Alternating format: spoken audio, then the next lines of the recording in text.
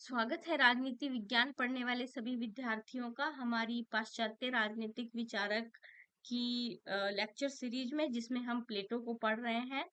और प्लेटो की न्याय सिद्धांत को पढ़ने के बाद अब प्लेटो का शिक्षा सिद्धांत अब इस वीडियो में हम कवर करने की कोशिश करेंगे। तो चलिए आगे बढ़ते हैं हम अपने इस वीडियो में और प्लेटो का शिक्षा सिद्धांत शुरू करते हैं। देखिए, प्लेटो के शिक्षा सिद्धांत के बारे में जानने से पहले जरूरी है कि उसके बारे में एक बैकग्राउंड क्या है।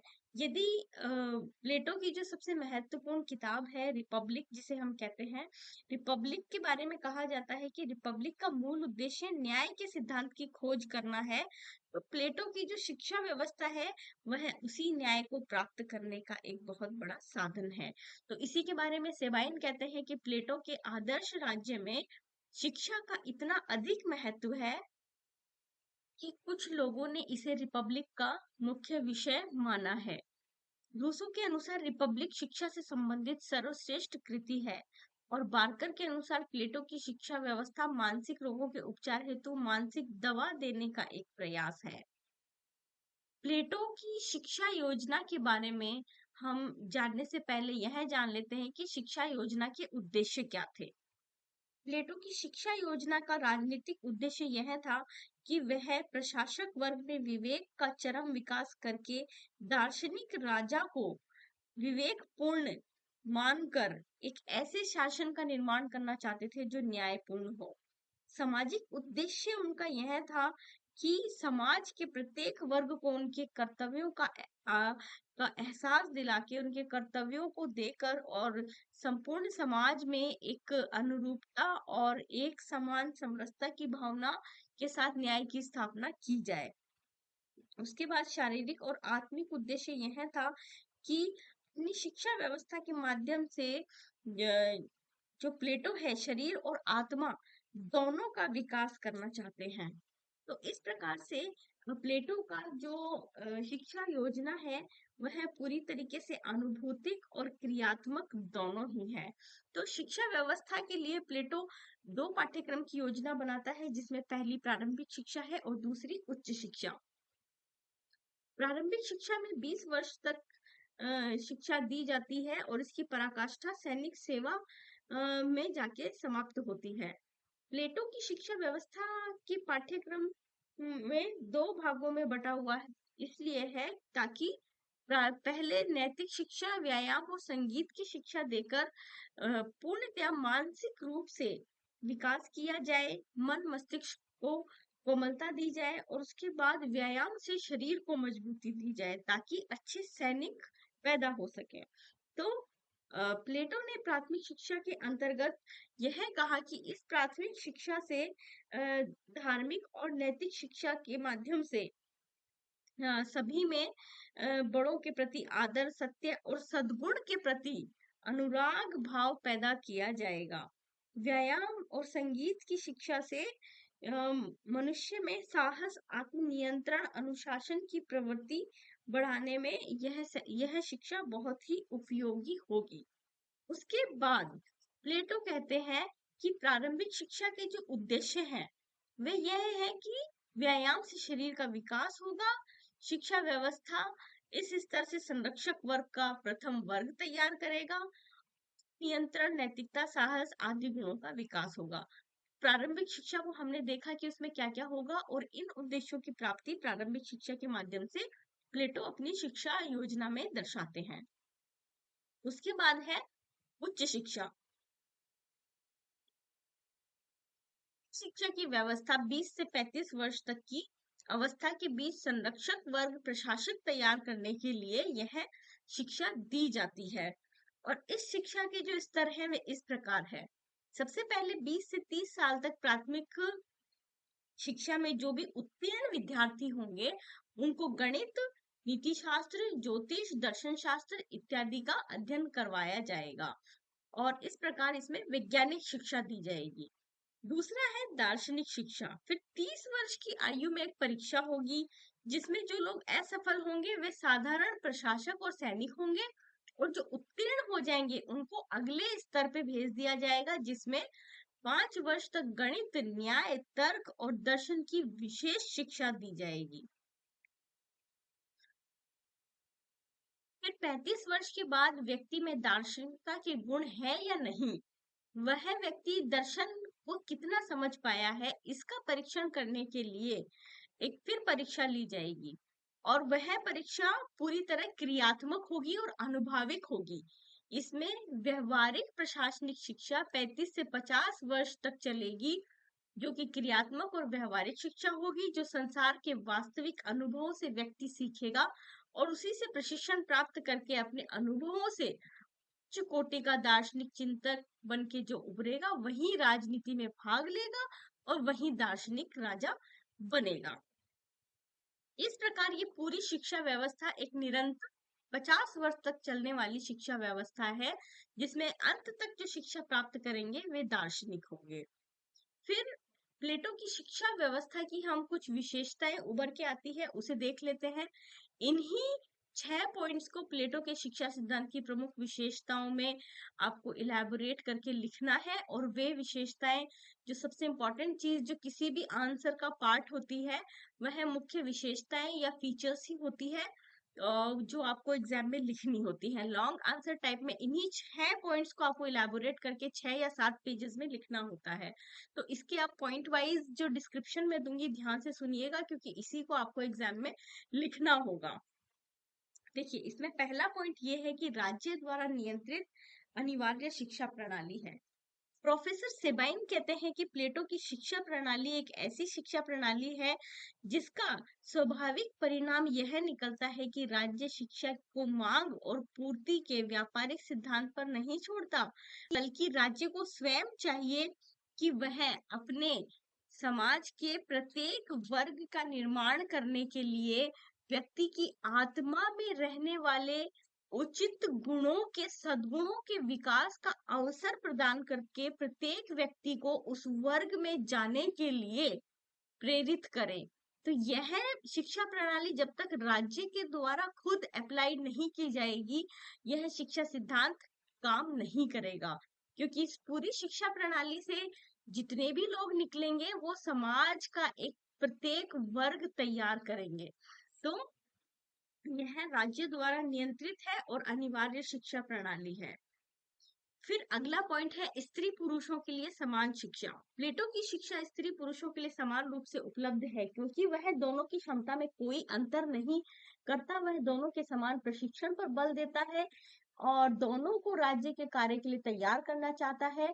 तो प्लेटो ने राज्य में स्त्रियों को भी राज्य का पद प्राप्त करने के लिए पूरे अवसर प्रदान किए हैं। और प्लेटो का विश्वास है कि लड़कों और लड़कियों की स्वाभाविक प्रतिभा में कोई अंतर नहीं होता, इसलिए दोनों को एक समान शिक्षा मिलनी चाहिए। और इसमें नेक्स्ट पॉइंट है कि मनुष्य का सर्वांगीण विकास। प्लेटो की शिक्षा योजना में मनुष्य का सर्वांगीण विकास निहित है। शारीरिक विकास के लिए व्यायाम और जिम्नास्टिक शिक्षा, आत्मिक विकास के लिए धार्मिक, नैतिक, संगीत की शिक्षा, बौद्धिक विकास के लिए बहुत आवश्यक है। और इस तरीके से शिक्षा एक सामाजिक प्रक्रिया है। नेक्स्ट पॉइंट ये है, शिक्षा के माध्यम से प्लेटो एक ऐसी व्यवस्था का निर्माण करते हैं जिसमें हर व्यक्ति समाज में अपना एक उचित स्थान को जानकर और अपने कर्तव्यों का पालन उसी के अनुकूल करता है। फिर अगला पॉइंट है कि संरक्षक वर्ग तक यह शिक्षा व्यवस्था सीमित है। प्लेटो ने राज्य के सभी वर्गों के लिए शिक्षा व्यवस्था नहीं रखी है, वह संरक्षक और सैनिक वर्ग तक ही सीमित है। उत्पादक वर्ग को शिक्षा में स्थान नहीं दिया गया है। और उसके बाद है निरंतरता। प्लेटो की शिक्षा व्यवस्था 6 वर्ष से शुरू होकर 50 वर्ष तक निरंतर चलने वाली एक ऐसी व्यवस्था है जिसके अंत तक जो जाएगा वह दार्शनिक और संरक्षक वर्ग तक पहुंचेगा। उसके बाद प्लेटो की शिक्षा योजना की आलोचनाएं और सीमाएं जानना जरूरी है, क्योंकि आंसर का एक बहुत महत्वपूर्ण पार्ट ये भी होता है कि किसी भी सिद्धांत की आपको आलोचना लिखनी होती है। तो हम इसे भी देख लेते हैं। पहला है अलोकतांत्रिक सिद्धांत। बहुत से विचारक प्लेटो की शिक्षा व्यवस्था को अलोकतंत्रात्मक कहते हैं। वे कहते हैं कि प्लेटो अभिजात वर्ग का होने के कारण जो उत्पादक वर्ग से घृणा करता था, तो प्लेटो की दृष्टि में उत्कृष्ट कलाकारों का कोई महत्व नहीं था और प्लेटो की जो शिक्षा व्यवस्था थी वह कहीं ना कहीं इसलिए भी अलोकतांत्रिक थी क्योंकि उसमें समाज के एक बहुत बड़े उत्पादक वर्ग को स्थान नहीं दिया गया था। और इस तरीके से इसका दूसरा पॉइंट ये बनता है कि सर्वाधिकारवादी एवं कला विरोधी है। प्रोफेसर सेबाइन कहते हैं कि प्लेटो के शिक्षा सिद्धांत ने राज्य को एक शिक्षा की संस्थान बना दिया है और इतना शिक्षा का भार राज्य के ऊपर है कि वह इसे सहन नहीं कर पाएगा। फिर बारकर कहते हैं कि कविता, साहित्य, कला, विज्ञान आदि सभी में राज्य का नियंत्रण का अर्थ है कि व्यक्ति के अपने विकास का कोई अवसर नहीं बच जाएगा। तो इस तरीके से पूरी तरीके से राज्य नियंत्रित व्यवस्था बना देना कहीं ना कहीं सर्वाधिकारवादी और कला विरोधी प्रतीत होती है। फिर है कला, नाटक, चिकित्सा एवं कानून की शिक्षा को कोई स्थान नहीं देना। प्लेटो अपने रिपब्लिक में नाटक और कानून दोनों का विरोधी दिखाई प्रतीत होता है। प्लेटो के अनुसार चरित्र में क्रमबद्धता होनी चाहिए, लेकिन नाटक में चरित्र परस्पर विरोधी हो जाते हैं। दार्शनिक की आत्मा आवश्यक नहीं कि अच्छे चरित्र से ही प्रभावित हो, कभी कभी बुरे चरित्र से भी व्यक्ति प्रभावित हो जाता है, जिसका नतीजा समाज में गलत निकल सकता है। इसलिए प्लेटो नाटक और कला को इतना महत्वपूर्ण स्थान नहीं देता। वहीं प्लेटो कहते हैं कि कानून और चिकित्सा इनका कोई स्थान राज्य में नहीं होना चाहिए। एक न्यायपूर्ण राज्य में किसी वकील की आवश्यकता नहीं होगी और ना ही किसी डॉक्टर की। फिर परस्पर विरोधाभासी सिद्धांत संभवतया प्रतीत होता है, क्योंकि बहुत से विचारक यह आपत्ति करते हैं कि एक ओर तो प्लेटो ने राज्य का दर्शन राज्य को अपना कार्य क्षेत्र मानकर उसकी सेवा करता है, दूसरी ओर अनुभूतिक ज्ञान को अधिक उच्च मानता है, तो राज्य से ऊपर उठकर भी उसकी उपलब्धि करना चाहता है। तो इस तरीके से यह कहीं ना कहीं विरोधाभासी सिद्धांत प्रतीत होता है। फिर है कार्य और चिंतन के आदर्श में असंगति। ये आदर्श में असंगति है, इसको हटा दीजिएगा, आदेश में नहीं है। तो कार्य और चिंतन के आदर्श में असंगति। कभी कभी लगता है कि प्लेटो के शिक्षा सिद्धांत कार्य और चिंतन के आदर्शों में एक प्रकार से इसमें तालमेल नहीं दिखाई देता है। प्लेटो की शिक्षा का उद्देश्य व्यक्ति का समाज में उपयुक्त स्थान ढूंढने का एक साधन हो जाता है। कभी इस शिक्षा का उद्देश्य व्यक्तित्व के पूर्ण विकास की एक योजना दिखाई देता है। प्लेटो दार्शनिक राज्य को अपना कार्य क्षेत्र मानकर उसकी सेवा तो करता है, वहीं दूसरी ओर अनुभूतिक ज्ञान को राज्य से उच्च मानकर उस ज्ञान की प्राप्ति करना चाहता है। तो कार्य में और चिंतन में दोनों में एक समानता नहीं है। फिर है शिक्षा की अवधि अत्यंत लंबी है, 6 साल से 50 साल तक की शिक्षा व्यवस्था बहुत ही उबाऊ और बहुत ही लंबी है, जिसमें विद्यार्थी का उत्साह फीका पड़ सकता है और आज की सिचुएशन को भी देखते हुए यह अव्यवहारिक प्रतीत होती है।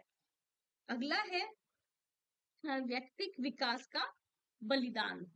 प्लेटो की शिक्षा व्यवस्था इस प्रकार से लगती है कि इसमें व्यक्ति के अपने विकास का कोई स्थान नहीं है और व्यक्ति इसमें अपने अंदर की अंतर्निहित कलाओं का कोई विकास नहीं कर पाएगा। केवल राज्य प्रेरित, राज्य के द्वारा ही दिशा निर्देशित अपने अंदर गुणों को व्यक्ति खोजे, यह संभव भी नहीं है।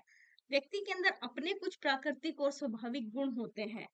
तो इस प्रकार प्लेटो की शिक्षा व्यवस्था की ये कुछ आलोचनाएं और सीमाएं थी, लेकिन इसके बावजूद भी प्लेटो की शिक्षा व्यवस्था की हम यह नहीं कह सकते कि इसमें बहुत ज्यादा आलोचना है तो इसका महत्व कम हो जाता है।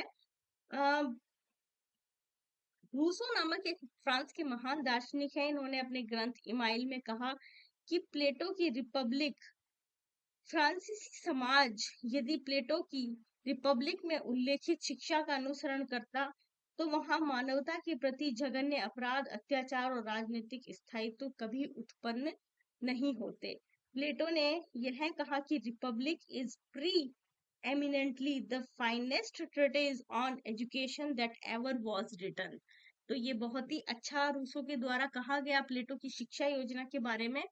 तो ये था प्लेटो का शिक्षा योजना के ऊपर आज का हमारा लेक्चर, और नेक्स्ट लेक्चर के लिए आप फिर इंतजार कीजिए। तब तक के लिए all the best for your exams.